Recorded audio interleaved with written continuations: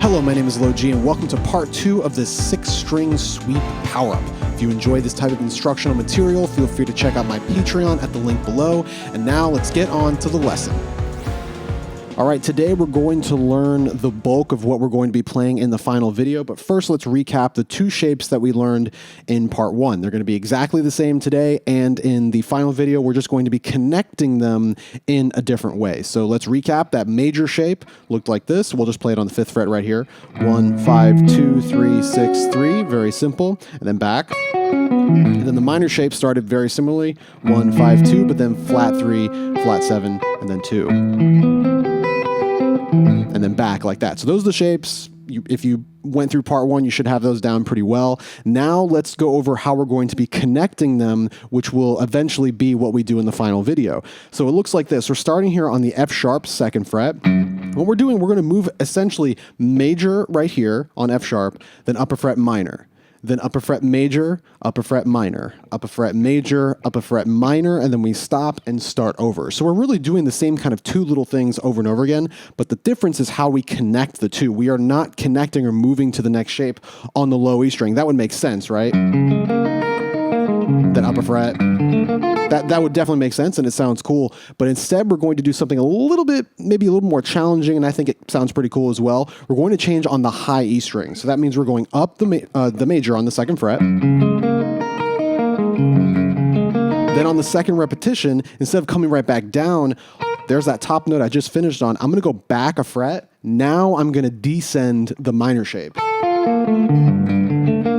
Like that. So watch this. Up the major, down, up, back a fret, minor. Now watch this. Up the minor, reach up here to grab the top note of the next major shape that was up a fret from there. So that's how it's going to connect every single time. So I'll play it a couple more times. You can see how many repetitions and whatnot. So check this out. Here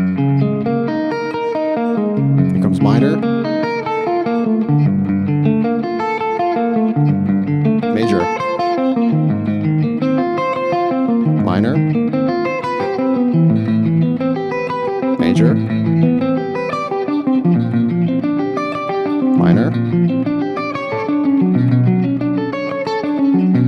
And then we finish, just simply play that B twice, hold a little bit, start over back on the F sharp. When we do the final video, we're not going to stop right there. We're actually going to do like a little bit of a connector move with some of these arpeggios or some of these shapes to take us back there. But for now, we'll just stop here when we get to the B and then restart in time on the F sharp. It's pretty much the shape. So the only thing you really have to consider is the fingering. And my fingerings, I can't tell you it's the best fingering, but it works for me and maybe it works for you as well. But I would just try to experiment with what's comfortable. So when I'm transitioning from major to minor, this is what I'm doing. Here's major. Now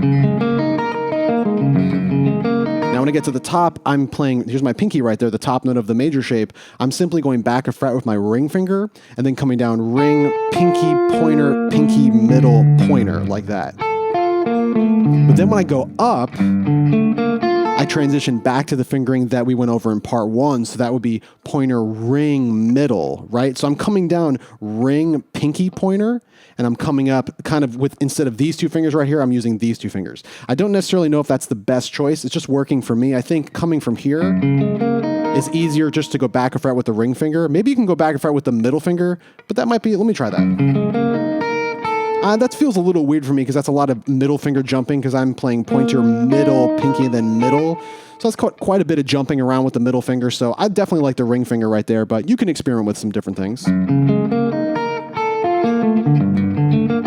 Then, on the way back up, because remember, we have to play, there's our top note that we're playing, we have to start here to continue down the next major shape. So for that fingering, I'm doing this. Right, so normal, pointer, middle, pinky, pointer, ring, normal, but instead of playing middle right here, I'm using my pointer finger right here, which then allows me to grab this note and descend. So watch this, normal, watch this, excuse me, pointer down with the pinky. I'll do that one more time. Pointer, pinky. Then from here it's the same. Watch this, pinky, ring, minor. Watch this. Ring, pointer, pinky. And that takes us through the whole shape. So that's what we're going to do. Really pretty simple. That's pretty much it. We talked about all the technical stuff. Always keep in mind the note separation, the timing, etc. It's all pretty straightforward. Once you get it going, it flows pretty well. The one thing that I have noticed, and maybe you want to experiment a little bit with this, is these shapes are pretty big, especially when we're playing down here around the first fret. You're kind of doing like a 4-fret stretch, or really 1, 2, 3, 4. Yeah, 4-fret stretch. If you're not used to these stretches or they're kind of uncomfortable, you might want to consider maybe sitting in a way where the neck is a little bit more angled than it usually would be. So right now, I have my guitar on my right leg and it's just kind of tilted up a little bit. But oftentimes, if I'm trying to practice something that's got a big stretch, I'll play kind of classical style, and that's kind of putting the guitar in your lap, playing like this. So that stretch is a lot easier because it's kind of form-fitting to your hand a little bit. If you're trying to play stretches with the neck like parallel to the ground like that, you're kind of positioning the neck in a way that's not natural for your hand, because that means your hand has to, be facing palm up, and that's generally not the natural way for most people's hands to naturally sit. Most people's hands sit like this, the palm kind of facing that way. So if you want it to be a little bit easier, less strenuous on your hand, you could just give your guitar a little tilt, and that will fit your hand a little bit more naturally, and those stretches will probably feel a little bit more comfortable. Once you get to the high registers, the frets aren't that big anymore, so it might not be a big deal once you get there. But down here, if it feels a little bit like a pretty big stretch for you, tilt the neck a little bit, see if that makes it a little bit easier, and you should be good to go. So yeah, that's the entire passage. I'll run it one more time, the whole thing, and we're going to run it. I think this track's from 70 to 140. So let me just run exactly what it's going to be one more time, starting from the F sharp down here.